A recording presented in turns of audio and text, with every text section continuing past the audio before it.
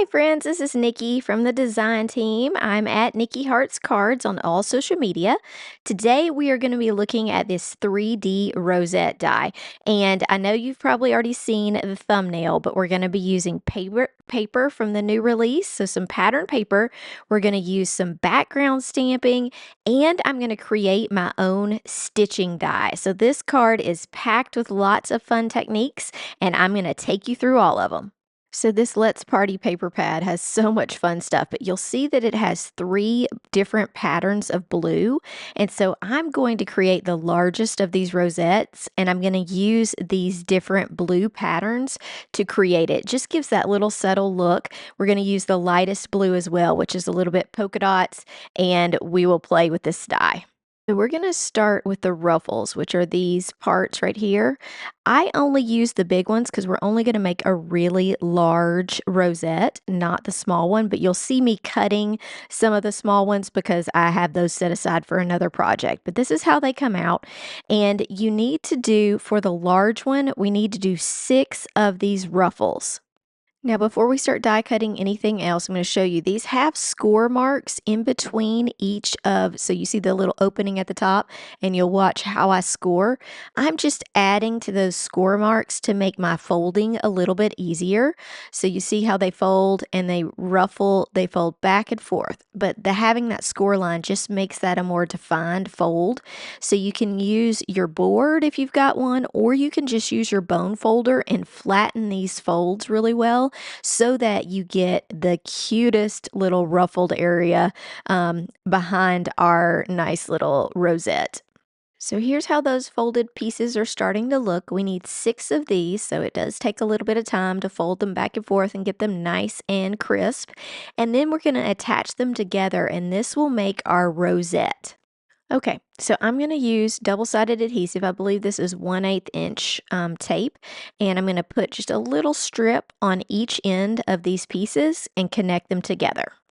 Now, I usually tear this tape because to me that's a little bit easier just using my fingernail to tear, but of course you can use a tape runner. You could do liquid adhesive if you're okay holding these together for a minute. I feel like double-sided adhesive works a little bit better, but you can see how this is starting to fit together. It's all going kind of in a circle, and then when we get to our last piece, we attach these, pinch them so you make sure they're good and adhesed, and then we're going to slowly flip this to a rosette. Do you see that? Now, to hold it this way and not have it pop up like I just did, you're going to need to set something on top of it or go ahead and put your next piece on.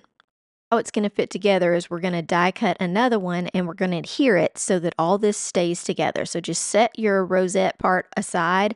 We'll make a couple of die cuts with some different blue paper. We're going to use the one that I currently have, and then this smaller one we're going to turn into a stitching die. So I'm going to send these through the die cutting machine, and let's do some assembling and stitching.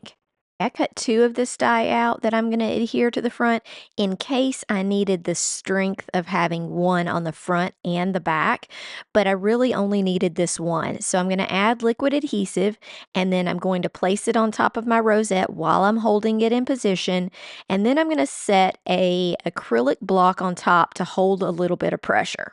Now, I advise using liquid glue because you see how it wants to pop open and I pushed it back down. I like the liquid glue so that I can adjust that rosette as needed. Now, let's make a stitching die. This middle one has holes all around the outside, but it doesn't have a connector in the middle. So I grabbed this We Are Memory Keepers. It's called a crocodile multi-punch, and we're going to punch a hole right in the center with this hole punch. It's got a 1/8 inch hole punch, and so I'm just using the lines and the other dots to create my center. So I created a little pencil dot that I'm going to be able to see through this hole puncher. So you'll see me kind of messing with it to try to get the right angle to make sure that I see that dot. And then once I line it up, I can just squeeze the handle and it will punch out the middle hole. So let's look at that. And that middle hole is a 5/16 size, which is the perfect size for my stitching needle. Okay, and I just found some thread that matched this so well. It is a DMC 932, and it's just been in my cross stitching kit. So I'm going to use this color because it looks really good with this set. And then I'm going to cut my piece. I am going to keep 2 of the threads to stitch. You could stitch it thicker if you wanted, but I usually do 2 for each of these. Now, the way I hold it is I tend to adhere this to the back versus trying to tie a knot. I just think it looks cleaner from the front. So, and I'm going to need adhesive to attach it to the rest of my dies anyway. So I just grab a little piece of double-sided adhesive. I pull on it, make sure it's going to stay. And then I'm just going to do simple stitching. Now, I know some people love watching stitching, so I am going to speed it up a little bit, but we're going to go around. I do have to change my thread at least once, but look at how beautiful this color looks with this pattern paper. No worries. I will link everything in the description so you will have the colors. And this is the only piece of this rosette that we're going to stitch because it's going to be the top piece, so the most visible. You could stitch other parts, but you're only going to see those edges because of how these dies layer. So I wanted my visible part to be the stitching. So this will be the top of the rosette. If you are liking this video, make sure you hit the like button and the subscribe button. That helps us out so much. And all of these products will be linked in the description. So don't worry about trying to keep up with what color floss this is. I've got all of that in the description for you. When I end a piece of floss, I do the same thing that I do when I am starting. I go ahead and grab another piece of double-sided adhesive and I attach that piece firmly to the back. I trim this piece off and then we're ready to start another one. So you know the back of my die is going to have lots of little pieces of double-sided adhesive, but that's no worry. We're going to have those to be able to apply this on our card.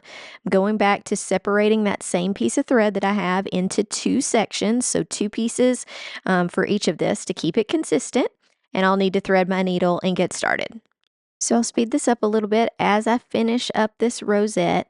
I just love how this turns out. I love adding those extra little details to your dies just to make them even more special. This is going to make a super impressive card anyway because the rosette is so 3D. It's amazing. This rosette I think would be great on things like cupcakes or invitations or lots of different party ideas besides just using it on a card. So let's assemble the rest of the card so you can see what I did.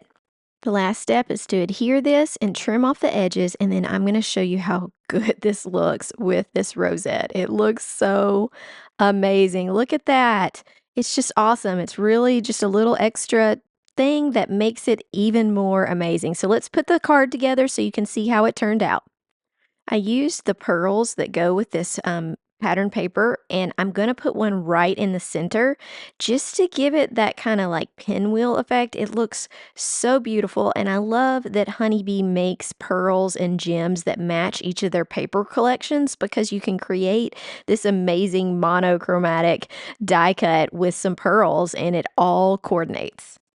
Now I'm briefly going to show you this background. I heat embossed in clear on this background, and I know it's a little hard to see in this video.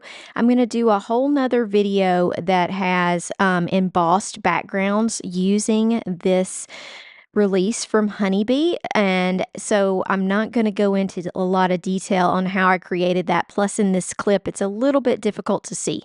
I did add some of the thread behind the rosette, and then I added a sentiment strip. This is from the new release also. It says, "Sending you sweet birthday wishes."